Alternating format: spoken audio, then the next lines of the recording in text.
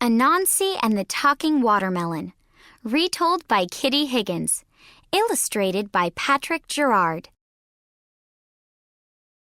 Early one morning, Anansi the spider awoke to the sound of Possum hoeing his watermelon patch. Anansi peered down from the peach tree where he lived to watch Possum's slow progress. Anansi salivated at the thought of a meal of watermelon, his favorite juicy red fruit. When Possum set his hoe aside at midday to take a nap, Anansi snuck down his tree for a snack. While Possum snored, Anansi shimmied down his fine silk web to the ripest watermelon in the garden. He picked up a small sharp stone to chip away the melon's rind. He made a hole that he could just squeeze into. He gorged himself as the juices slid down his 8 spider legs.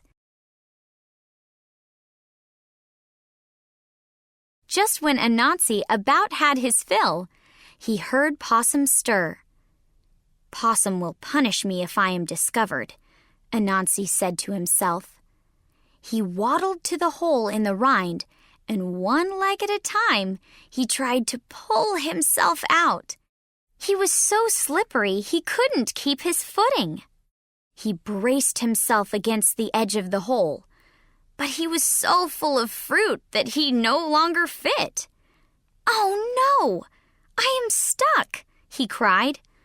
"Now I have to wait until I shrink back to normal size." Anansi laid his head upon a watermelon seed in an attempt to sleep. He tossed and turned restlessly. "This is so boring. What should I do while I wait?" As he pondered his next plot, he heard Possum at the far end of the row. "I know! I will trick Possum into thinking that his melon talks."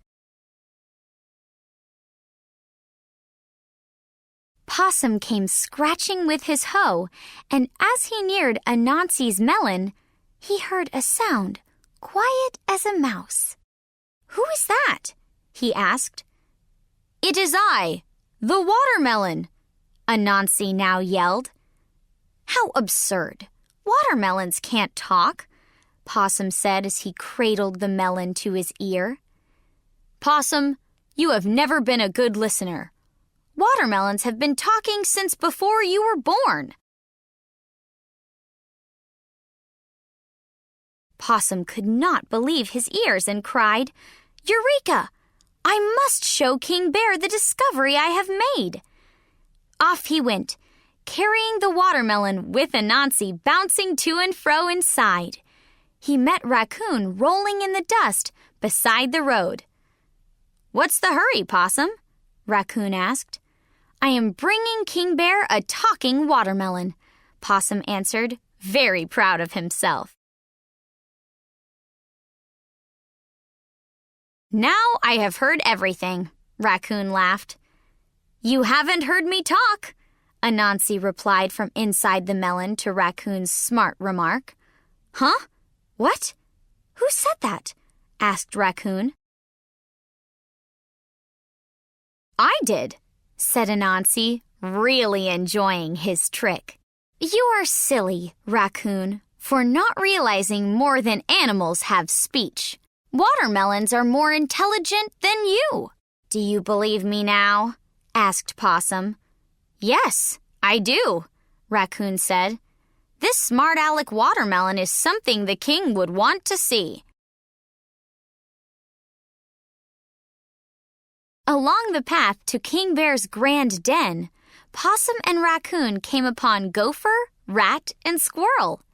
They each, in turn, laughed and pointed fingers, until they heard the melon's strange little voice themselves.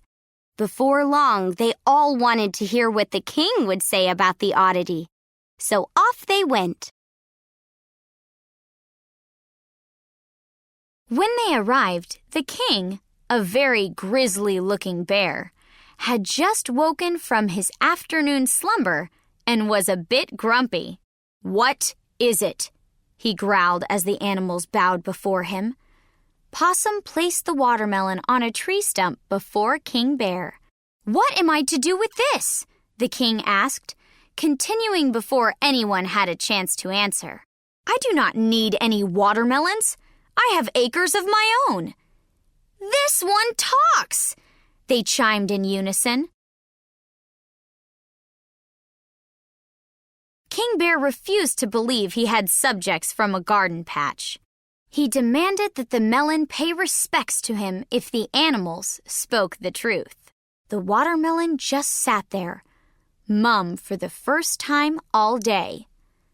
"What kind of joke is this?" the king grumbled. The melon remained silent.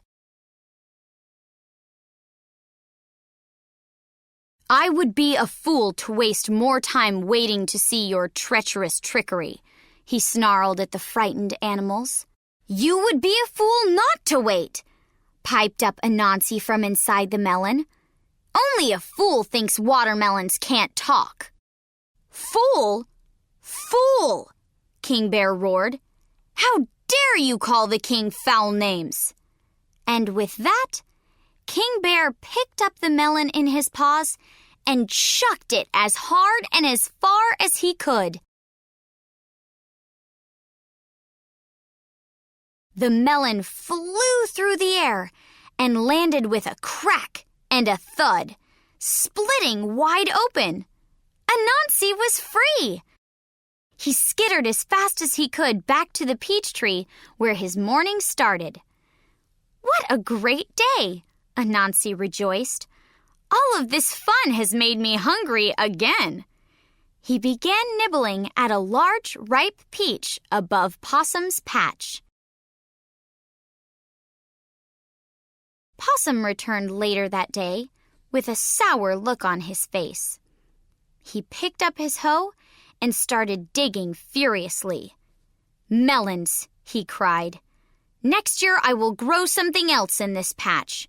You watermelons are nothing but trouble." "Perhaps you should grow more peaches," Anansi said, with a mouth full of fuzzy fruit. "The king is sure to listen to a peach."